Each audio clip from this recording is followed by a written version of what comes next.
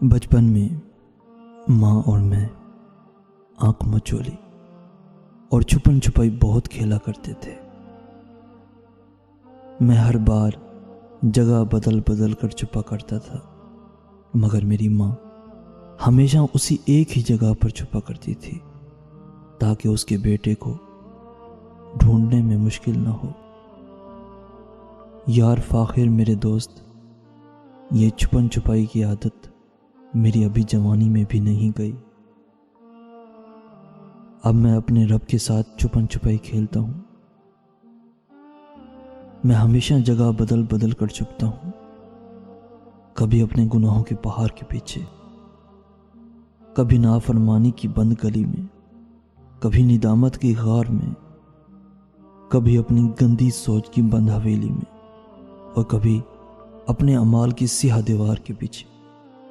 मगर मेरा परवरदिगार हमेशा अपनी रहमत की मुस्कान लिए मुझे अपनी शारक से भी करीब मिलता है कि उसको ढूंढने में मुझे कोई तकलीफ ना हो।